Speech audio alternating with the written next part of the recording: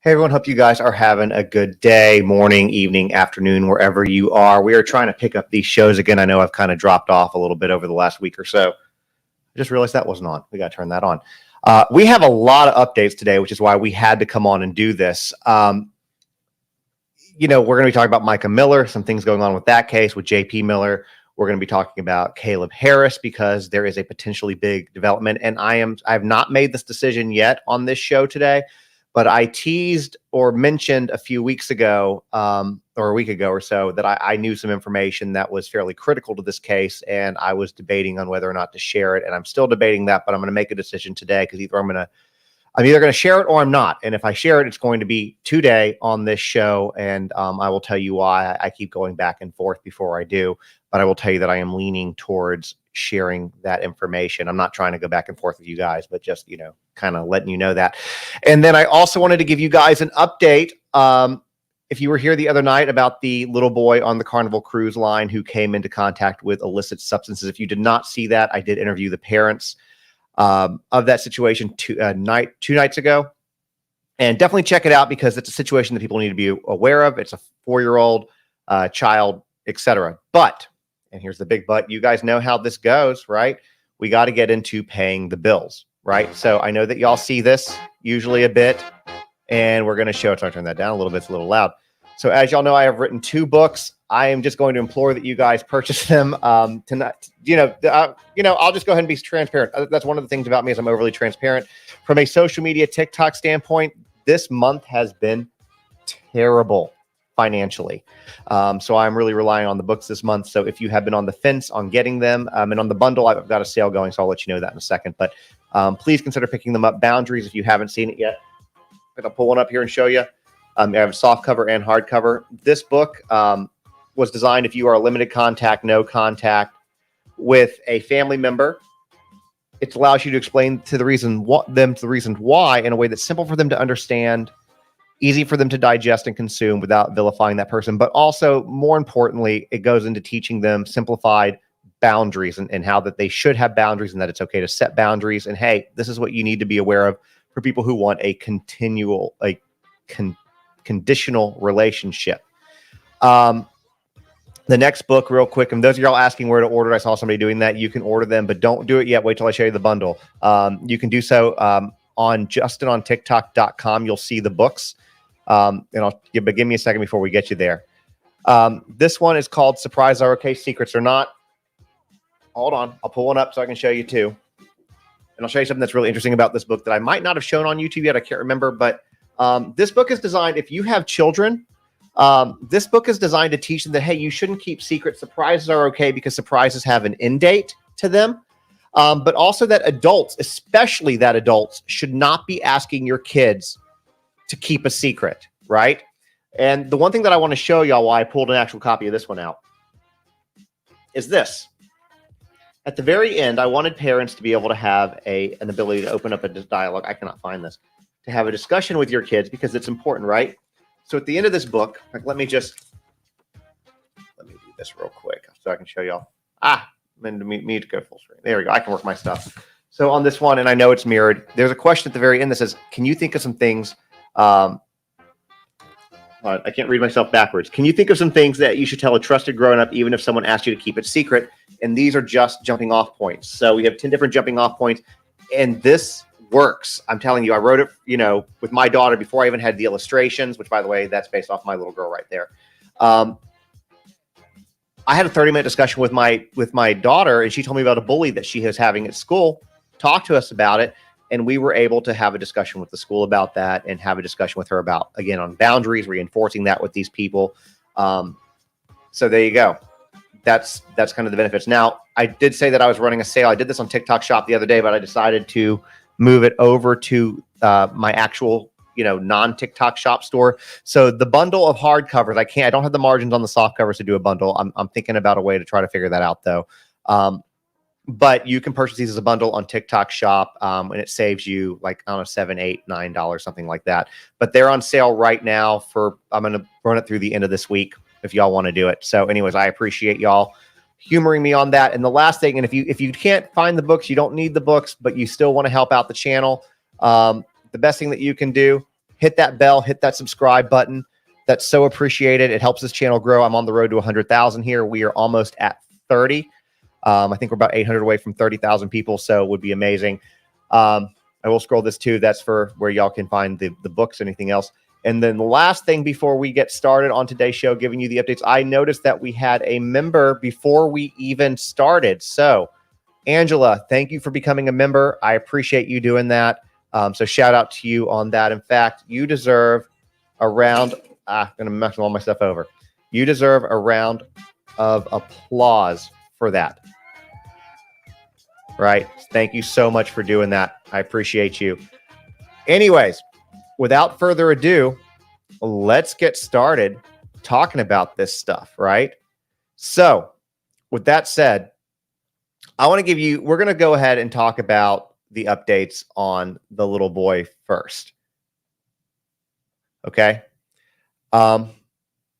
The one that we had the other night from, in fact, I'm going to put this up here because this will be fun. If y'all don't remember, let me show you a picture real quick on this. This was the dad and the son getting airlifted. I'm not going to give necessarily a recap on this one. I mean, I guess I can give you the smallest recap if you don't know what I'm talking about with this story is the fact that this family was on a Carnival cruise. Little boy basically came into contact with a sticker that was laced with LSD.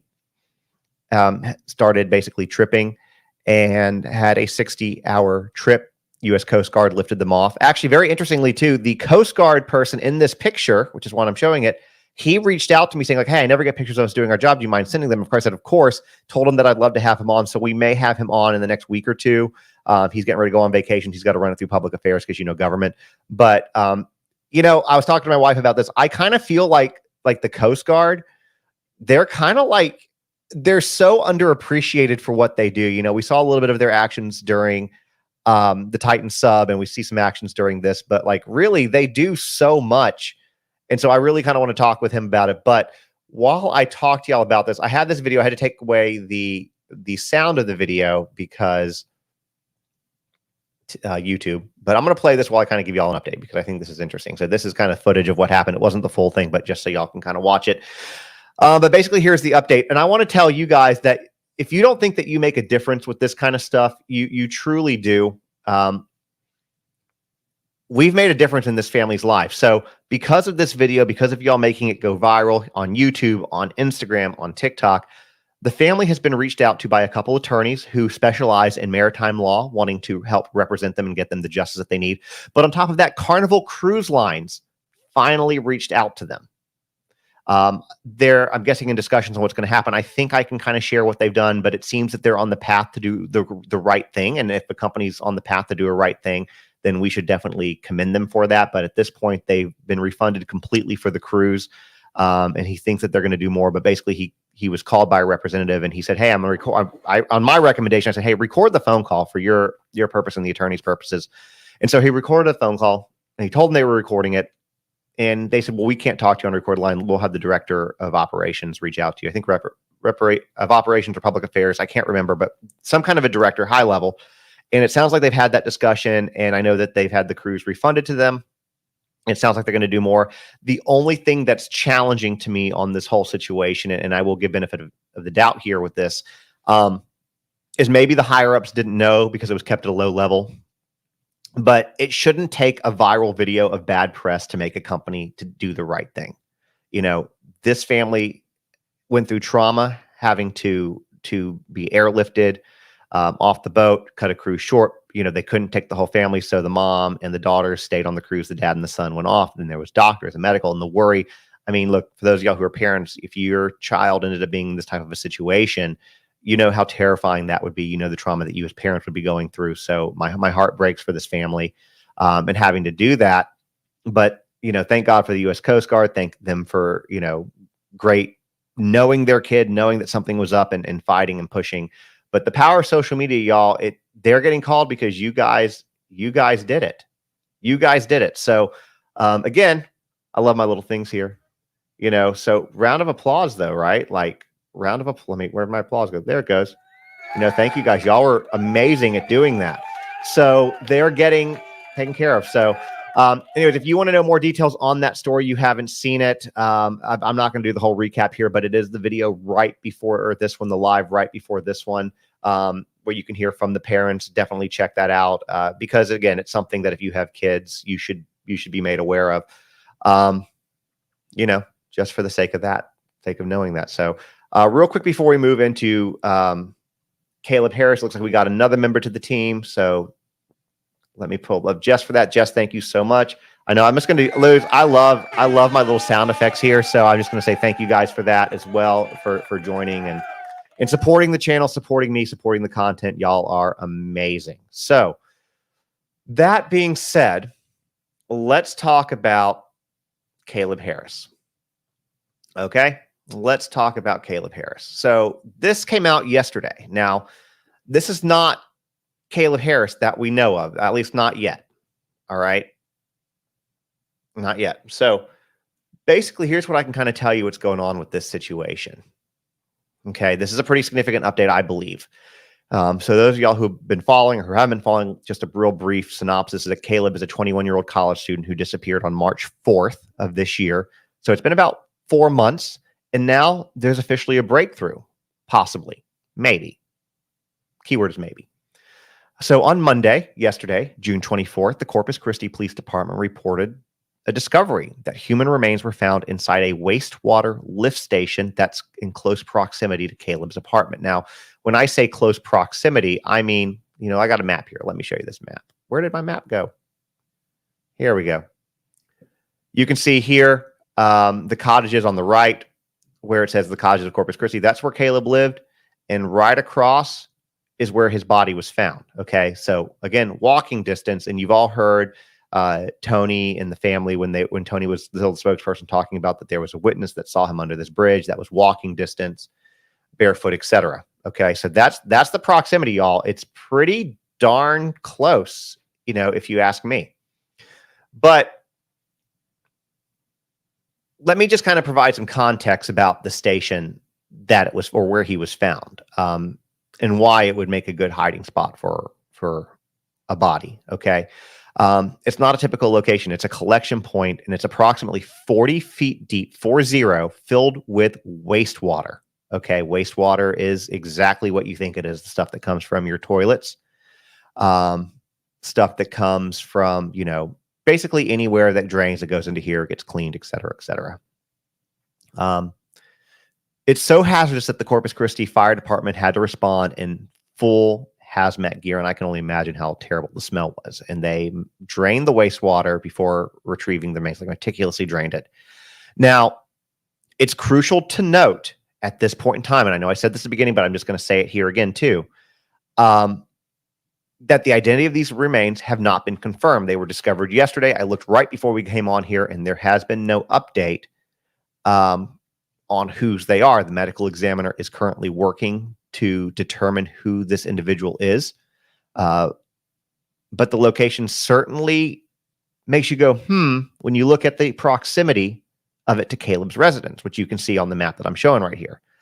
Now, it's my understanding, through the grapevine, and I haven't spoke to anybody to confirm this, so just want to make it clear here, that the family's been notified about this discovery. So to me, based on covering cases, that to me indicates that they have reason to believe that it could be Caleb, but it's just not been officially, said.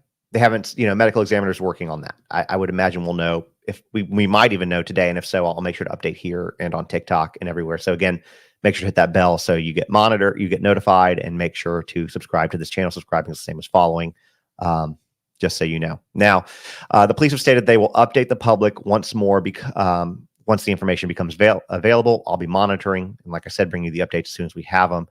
But this definitely adds a new layer to the investigation, the first information that we've had in a long time regarding this.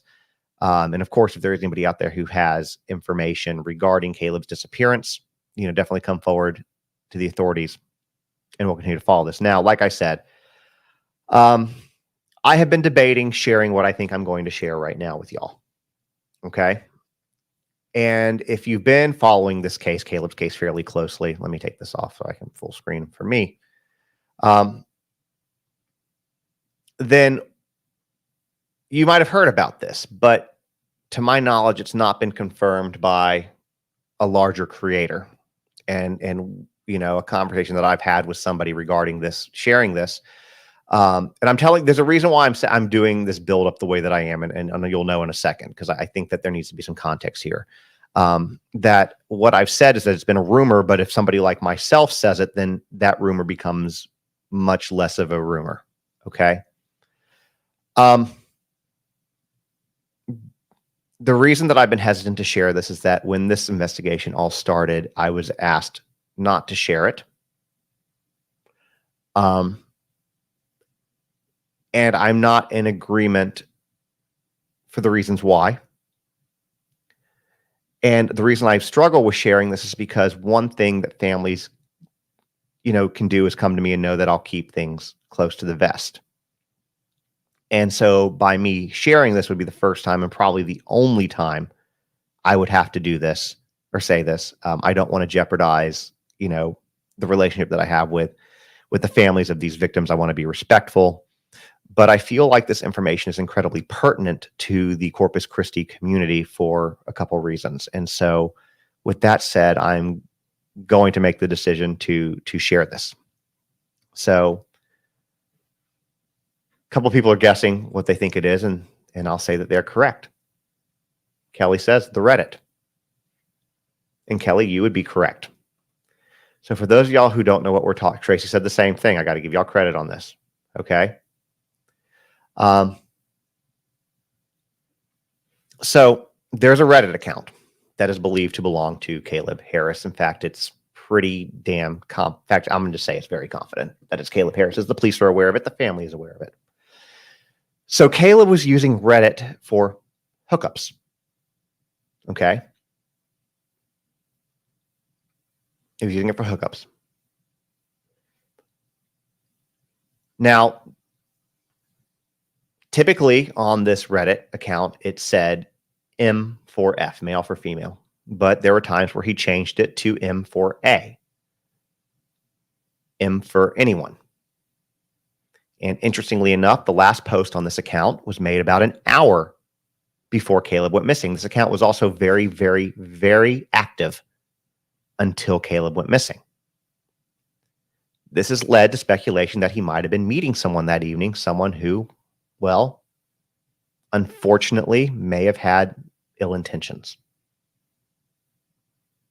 This theory, or whatever you want to call it, suggests that Caleb, possibly due to feelings of shame or stigma, might not have wanted to be picked up at home or inform his friends about this meetup. He definitely didn't want his family to know about it. And it's thought he could have been picked up by a car near the Foggy Bridge and then turned off his phone to maintain privacy. Now, if you might remember that Caleb was reportedly barefoot when he disappeared, his father explained that that wasn't unusual. As Caleb was a fisherman, he was accustomed to going barefoot. His father has also confirmed to law enforcement that law enforcement was aware of this Reddit account. Now, before I go further, I do want to emphasize strongly, very strongly, that engaging in hookups is not something to shame anyone for. Being gay or being bi is not something to shame anyone for. Caleb, if he was intending to meet someone, is not responsible for any harmful actions that others may have taken. And of course, our focus remains on finding out what happened to him and hopefully, bringing him home one way or the other at this point. So let's just delve into this a little bit. Okay. The reason that they know is that there's apparently photos that Caleb had, and I don't have any of this. I made the decision to share this, but I decided to make the decision not to share anything from the Reddit account because I'm already breaking a boundary that I set for myself to share this. But in the Reddit account, there's a bracelet that's shown, and some of these pictures are also very not appropriate. Certain boxer shorts that Caleb has, a certain bracelet that Caleb has, that show that it's him.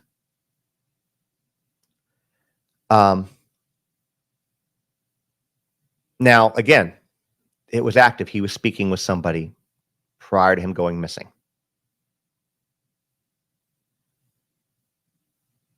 And then it stopped. Now, the reason that this was not there, here's the reason why I'm making the decision to talk about and why I haven't talked about it until now. I'm just going to be very transparent with y'all. I'm very struggling with doing this, but if you are basically as I understand it, he was going to meet a man. Okay.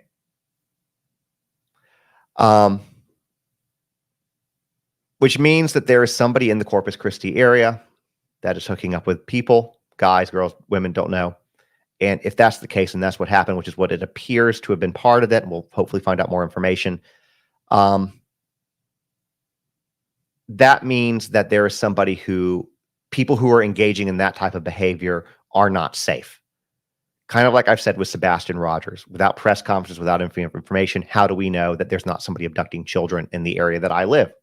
How do we know that this person's out there doing things that are horrible to people who, he's luring them on pickup on apps for hookups, and then luring them and taking their lives? People in that area need to be aware of that, which is why I'm making the decision to share this. The reason it wasn't wanted to share is that the family has a very strong Christian faith. And it was something that, again, this is all alleged. Has a very strong Christian faith and didn't want this information out there for that reason. So you can Google this, but the reason I'm sharing it is that I believe that, again, we'll confirm this is my belief at this point in time with the information I have. Current events are fluid. Okay. I believe that we're going to find out that the body is Caleb's. I believe that if it wasn't, we would have probably already been told that. Again, based on past experience covering these things. Perhaps I should have waited till we knew it was his, but I have a feeling that's what's going to come out. So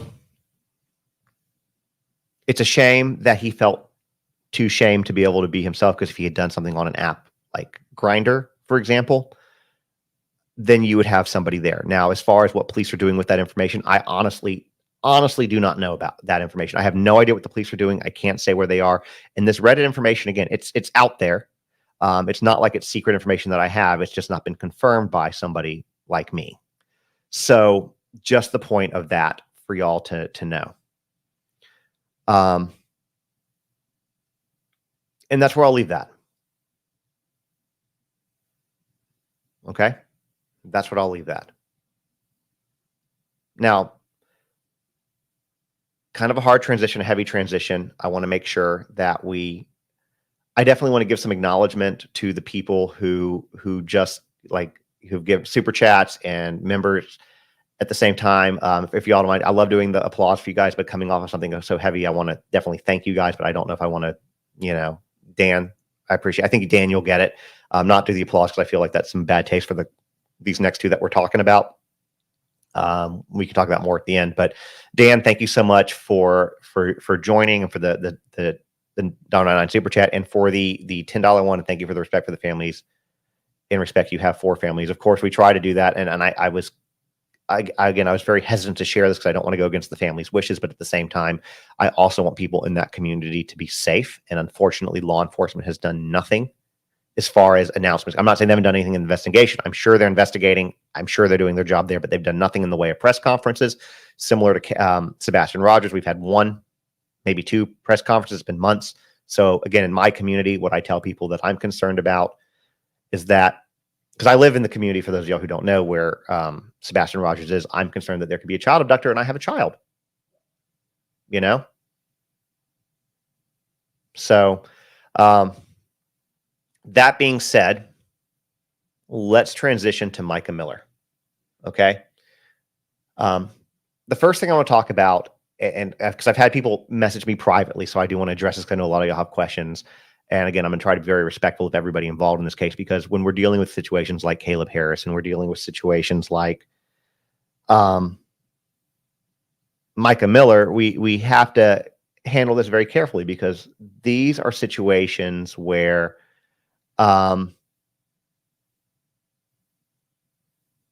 this is not entertainment, right? these are people's lives. You know, we always have to remember that these are true stories with real people, with real family members behind them. And we have to do the best we can to be respectful of all parties involved, including the missing people. Okay. So I want to handle this as carefully as I can. So I'm trying to choose my words. I'm trying to choose my words wisely here. But the first thing people have messaged me about is that one of the biggest, in my opinion, advocates to this case is Kyler, not Tyler, on TikTok. Kyler Marlo on Facebook. They have been phenomenal as far as updates go. And a few days ago, they made the decision that they are stepping away from this case. Now, I don't know why they chose to do this. I know that there was starting to become controversy between them and the family. I know that the dad said something about, you know, along the lines as a general statement to the public about, you know, just because you can get a FOIA, you know, Freedom of Information Act request doesn't mean that you should and share that information. Now, while and that might be one of the reasons why. Now, I respectfully, very respectfully disagree with the family on this. I know that there was also another, and I did a video on this, so it's on TikTok, but I won't rehash it for the respect of the family. But, you know, there was documents that Mica had journaled regarding deviant sexual behavior from JP that I had reported on.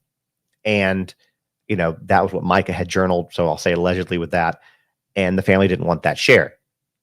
At the same time, this FOIA request information with the police reports and stuff, my understanding is that maybe they don't want that shared. Respectfully, very respectfully, I disagree with them on that, solely for the fact that I feel that when you're dealing with a situation, I think that with, you know, there's always going to be people out there that stand the villain of the story, correct? And there are people who are on JP's side, and JP has had an opportunity to tell his side, and he's really not done that yet. I've given him the opportunity. He's spoken to Robbie Harvey. He's spoken to Ashley Banfield's team. He has the tools and the people at his disposal to tell the stories that he wants to. And the 350 pieces of evidence we've not heard anything like that. But I wanted to talk about Kyler. Basically, no longer is on the case, and I want to be respectful of the family as well when it comes to that. So that being said, let's get into this a little bit more. Okay. Oh yes, let me finish my thought. Sorry, ADD moment. Whew. All right. So the reason I respectfully disagree with the family on this case is because I feel that when you're looking at a situation where we're seeing patterns of alleged abuse, and we're seeing, you know, things that are being told and put out there, I think that nobody is blaming Mica for what happened. Very, very few people are there. Again, there are people that are going to stand JP in this, but very few people look at, you know, most people look at Mica and say, this is a woman whose marriage was fraught with abuse of all different types, tracking, stalking, you know, etc.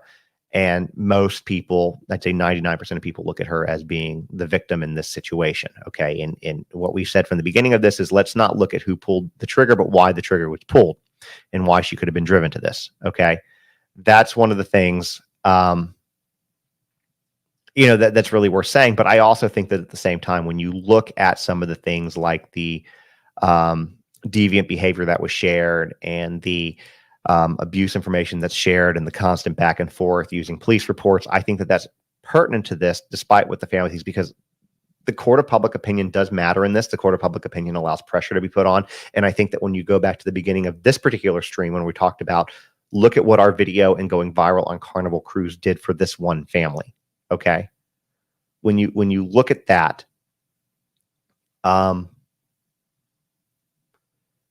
it shows the power that we have here. Okay. And this case is no different. If you feel you're dealing with a corrupt justice system here, and you feel like you're dealing with things that could be swept under the rug, then the more pressure you put on them, the less likely that can happen. Okay. So I think it's important to keep it going. I think it's important to share the information. So, you know, with my experience, I respectfully disagree with the family on this, but I will be as respectful as I can as we go forward with this. So that being said, let's talk about Mica. So the first thing I want to talk about, and this is slightly older news, but in case you didn't hear it, because as somebody I saw in the comments, I'm not on TikTok. This information was shared by Robbie Harvey, so I want to give him a shout out. He's been phenomenal with this case. But apparently, not just him, but other creators have been coming forward with similar experiences. So I want to address it publicly with what we've been hearing. And again, these are all, I'm going to preface this by saying that these are all allegations that we're talking about. There is nothing that's proven to this. So again, we're going to use terms like allegedly, suspected, things like that, because nothing has been proven at this point in time. Okay. But there are allegations that John Paul Miller, JP Miller, has been reaching out to random individuals online. And the alleged purpose is supposedly to dig up dirt on content creators who are covering this story. Now, according to these allegations, he's allegedly spending $350 per person so that he can get dirt on. And he's supposedly using church funds to do it, which I would imagine there's definitely legalities there. Somebody had posted a picture of a check on Solid Rock. Now, again, you can post a picture of a check on Solid Rock Head, and it could be something totally different. So, again, allegedly. Now, the reason that this is particularly significant is given the context of his reported legal battles with his ex-wife, Allie, over child support, where he's claiming financial hardship. And I want to be clear, these are very serious allegations, and that's what we're treating them as. That's why we're talking about them. We're not making any definitive claims here, but we are going to take this information seriously. The other thing, too, is that there's been a lot of cease and desist sent out to, to different people covering this case. And people have asked if I've received one. I've not received one. As y'all know, I've not spoken to him in a while, but he and I had been texting, and, he basically, stopped giving me information to share with you guys. So I had nothing else with it. This is, again, I'm happy to give him a fair and neutral platform, but we're going to talk about both sides of this. And this is one of the sides out there. Okay. And he's choosing to not talk about it. So we're going to go out with the information that we do have. Now, that being said, if you are a creator watching this and you have been contacted by JP Miller, or someone claiming to represent him with requests to find information on creators covering this case, please come forward. There is a website specifically set up for that purpose. It's justiceformica.com. So if you have any screenshots or any evidence of these interactions, please submit them through that platform. If you're not comfortable doing that, you can come to me and I will do it for you because I'm in contact with the family, and I will keep you anonymous in doing so. Okay. It is crucial to remember that any attempts to intimidate or silence those covering this story, or any story for that matter, will only raise more questions. The goal remains to uncover the truth about what happened to Mica. And no, but we're not going to be deterred by that mission. Okay. Myself, creators, news people, because as I've said, this particular case puts a spotlight on a lot of different pieces of information.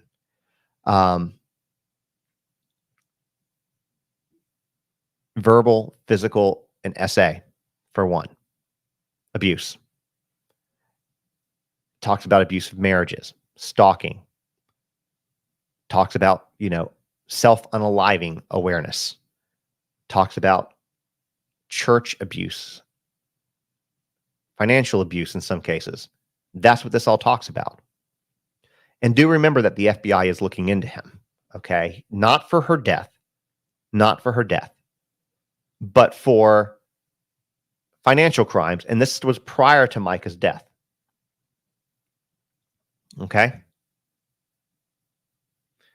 So that being said, let's talk about what some of the stuff that y'all really want to talk about, which is the autopsy report. And I know this is really small, guys. I'm sorry. I'm going to do my best here with what we got. But these documents, what I'm about to show you, everything in yellow here, which is the report, is on my Instagram, on my X, and I think on Threads. So if you want to go get them, screenshot them for yourself, read them closer. We're going to talk about them, but read them closer to yourself.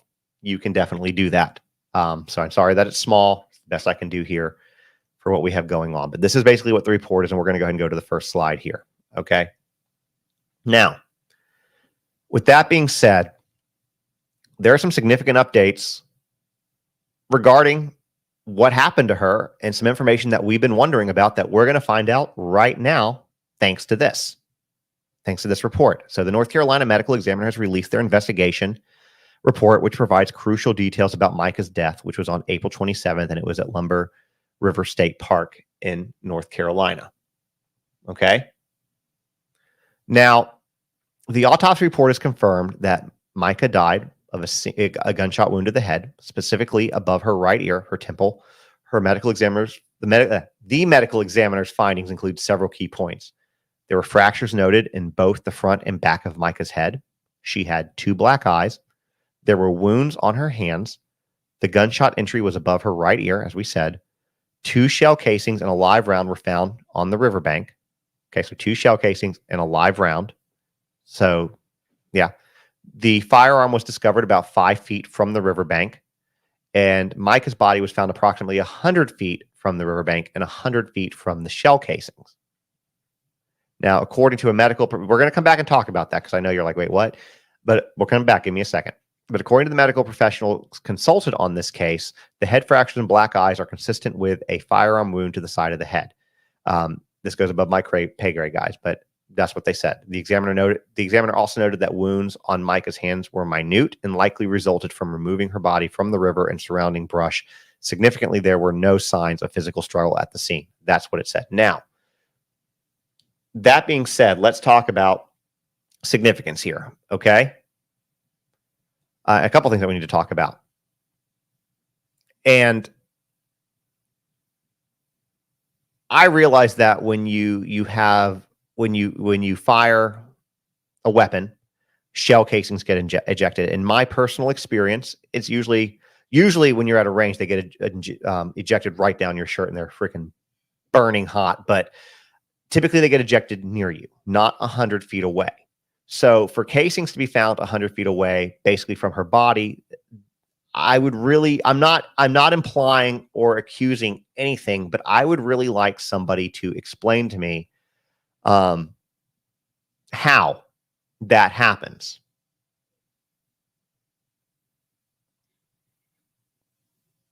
Okay. I just like somebody to explain to me that happens. Now, one thing that I want to read, this came off the Mica Miller discussion group because I think this is also very interesting. I'm going to read this verbatim. And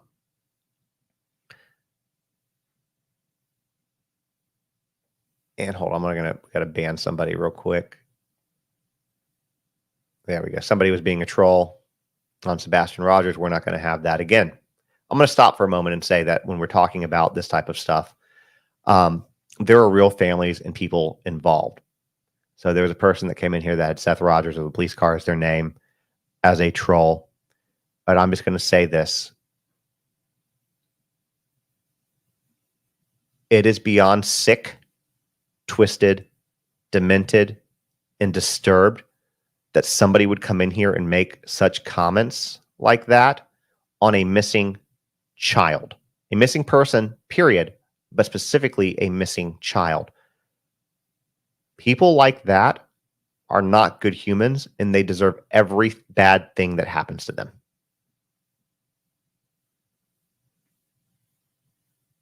Like the Tony Mathis TBI one. Again,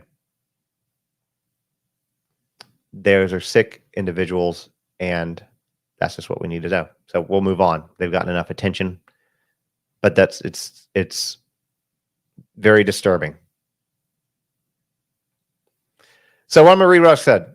This is what it says on the Mica Miller discussion group. It really bothers me about the medical examiner report that was signed by an RN, even if she was because the medical report was signed off by an RN, by the way, even if she was a CNP, certified nurse practitioner. Unless laws have changed, and I looked them up, and this is what I found, 1A RN or CNP cannot do a medical exam on a body. A doctor or chief medical examiner must be present, and if they were, they should have signed off also. But on this medical exam, kind of also on this medical exam, and there wasn't. It was just signed off by apparently a RN or CRN, a CNP.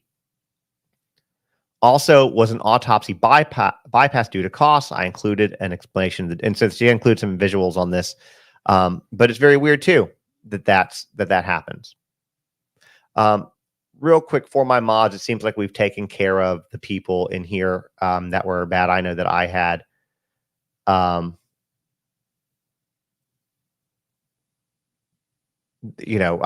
had silenced a couple of them, but my mods, if anybody who is like that, typically I'm just so y'all know, I usually don't block people. It takes a lot for me to block people, or have my mod block people. I usually don't mind different opinions from mine, as long as they're respectful. But if you come in and you act like that and you're disrespecting the families of these victims, were the victims themselves, mods, you have permission to just immediately remove them without any warnings. Now, continuing on with Mica, the toxicology report is out too. Now, why is the toxicology significant here? But let me just kind of preface, because there's been a lot of information swirling around this case. So let me explain why this is important. Okay. One of the things that has been talked about, I don't want to say alluded to, but at least put in the back of your mind, like, hey, could this have happened? Is could Mica have been on prescription medications, lithium? Could JP, I think specifically what was said was, could JP have, given her something prior to her doing this, or snuck something in her? Because, that's been one of the things that's been put out there allegedly as well, that JP Miller would, put her pills in food and drinks and whatever. And could he have done that? And that's been a long speculation. And so the toxicology report came out, and apparently toxicology shows that there were no illicit substances, no illicit substances or prescription substances or alcohol present in Mica's system at the time of her death. So what this finding does, it dismisses earlier claims by Mica's divorce attorney, Mrs. Ward, Regina Ward, who had suggested that JP might have drugged his wife.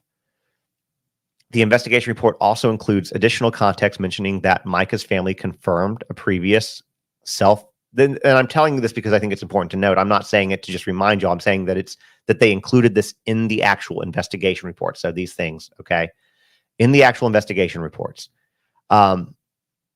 they put in there that Mica's family confirmed a previous self-unaliving attempt by a firearm. That history, combined with physical evidence, has led the medical examiner to conclude that Mica's death was nothing more than basically a self-unaliving, that she did it herself. This case is still remaining, obviously, surrounded by tons of controversy for tons of reasons. And Mica's family has launched, and I just want to remind this of y'all, a Justice for Mica campaign. And they're alleging that JP's actions pushed Mica to take her own life, and they filed legal documents accusing him of abuse and financial misconduct. I believe they might also have filed a wrongful death suit, because even though he might not be criminally responsible for her death, he could be civilly responsible for her death. So there wouldn't be criminal actions basically saying that, hey, here's proof of what he did to her. He pushed her to the edge, knowing all of this stuff, and he's financially responsible. It means he wouldn't get jail time, but he could be found. Think about, like, OJ. OJ was never convicted of Nicole's death, but he was, or Ron Goldman's death, but he was found, civilly liable. Okay.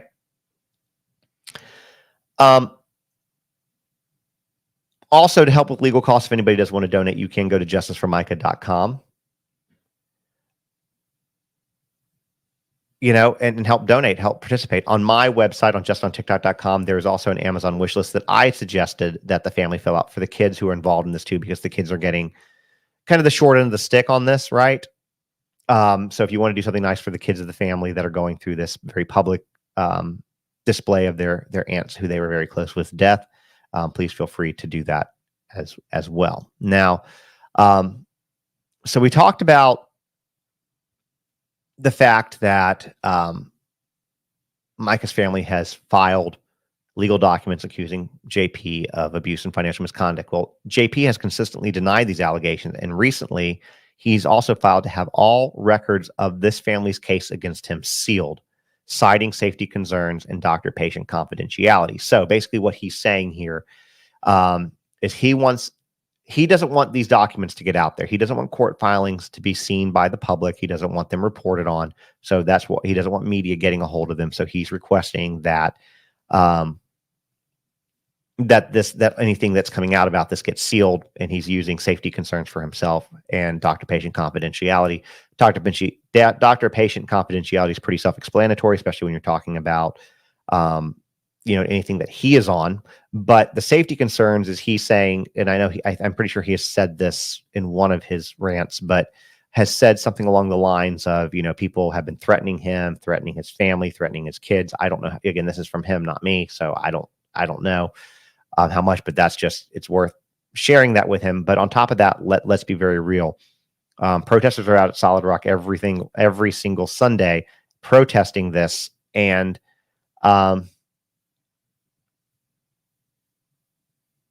It's affecting his bottom line. Right? It's affecting his bottom line.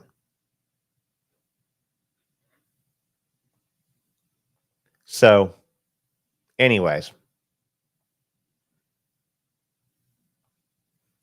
let's continue. I was banning somebody for a second again, because again, we're not doing this. We're not doing this. With people coming in being disrespectful to these families. Now, again, like I said,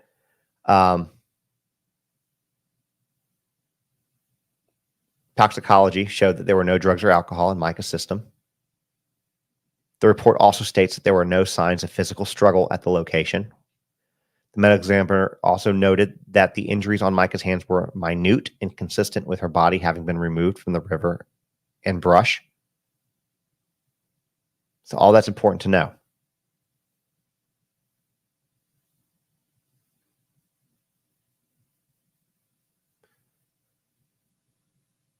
Anyways, that's basically the updates that we have on this today. There's a lot, right? This is a lot of information.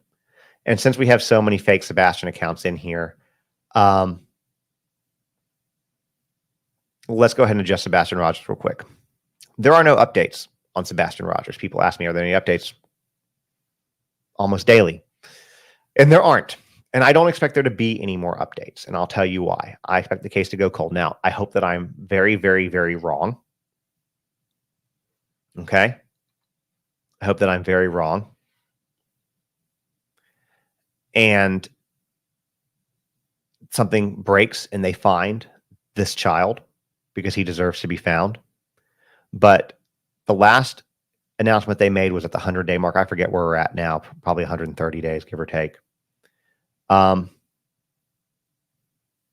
There were no new leads. There were no new updates. The most recent lead was the kid that was spotted in North Carolina that looked a lot like Sebastian, but turned out to not be him. Was another kid still alive, located, that belonged to the woman who took that picture. He just looks a lot like Sebastian. That was the most recent lead, and I think that was, I forget when that was, February, March, April, somewhere in there. The last update at the 100-day mark also said that they were just reviewing old information that they had. My personal opinion on this is that Sumner County Police, Hendersonville Police, treated this like a runaway from the very beginning, didn't take it seriously, and allowed any possible good evidence to just be no more, easily disposed of, easily taken care of. I hear reports out there saying, well, there is a criminal investigation. None of that to me has been confirmed. And to me, none of it's relevant until there is something else out there, right? I hope that I'm wrong, and I hope it doesn't go the way of Summer Wells, who just had her 3rd year anniversary of being missing.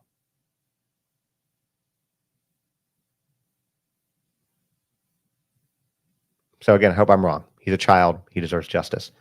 And I'll say it again. Anybody coming in here as a troll on any of these cases, but particularly his case, it's really effed up. It's really effed up. There's still more coming out on all this, y'all, and there are other cases too. Another thing while I'm here that I just thought that I want to mention to y'all real quick, and this is a PSA for all of you guys. I think that this is very important for you guys to know as well. On TikTok, and I can't remember if I've done them on YouTube here, but I've done 2 videos, short videos, where in this past week there had been 5 people who had been killed in Florida by rip currents. Okay, ignoring the signs, things like that. Please, if you are going to a beach, check the local surf reports. Check for red flags. Don't go swimming at night, because 3 of them went swimming at night. Because on top of those 5 this week, there is another one that 2 days ago, another person killed in Florida by a rip current. In a week, there have been 6 people when the red flag, and somebody said this, I can't take credit for this. Never ignore a red flag, literal or figurative. Literal figure. Never ignore a red flag. So if you're going to the beach, people who live near the beach typically know this, but if you are going to the beach to visit, look up the local surf reports, look up the local city reports for where you're at, look for red flags, talk to lifeguards, make sure that it's safe, because it could save your life. And if you are caught in a rip current, Do not fight it. Go with it. Swim parallel to the shore, so sideways, or just float and let it take you till it stops. Do not fight it. Okay? I just don't want to be doing reports on y'all, which is another reason, by the way, for the book Surprises Are Okay, Secrets Are Not. I wrote that because of stories like Audrey Cunningham and Madeline Soto. I don't want to be doing reports on your kids. Those are hard for me to compartmentalize. I will, but I don't want to do it. And lifeguards, as Tammy just said, they've been working tirelessly to keep people out of the water. Lifeguards don't get paid a lot of money for a really stressful job, guys. Now, before we go, I just want to say, because we had a couple more people come in here. So Homegirl LA, thank you so much for becoming a member of, I think it's a member, right? Yeah. But anyways, thank you for the gift, member, whatever it is. I'm still learning YouTube. Yudo, appreciate you. And same thing with Janelle. Janelle's been with me for a long time. Janelle, I appreciate you as well. Thank you all for doing this. Support me, support the content, support the channel, help it grow. And like I said, the easiest thing that you can do is hit that subscribe button, which subscribing here is the same as following on TikTok. Hit that, follow, hit the bell so you get the notifications. That costs you nothing, but, really greatly helps me. So I appreciate you guys. But this was a lot of stuff to go over today. We're going to have more tomorrow. I don't want to hit you guys with too many stories. There are going to be more updates on the Carnival Cruise Kid because I think y'all need to know what happens, because your voices, it shows that your voices and your engagement matters, that the companies do take notice, and the power that social media does have with a lot of these cases. But I appreciate you guys listening today, as always. And I hope that y'all have a great rest of the day and a great rest of the evening. Till next time.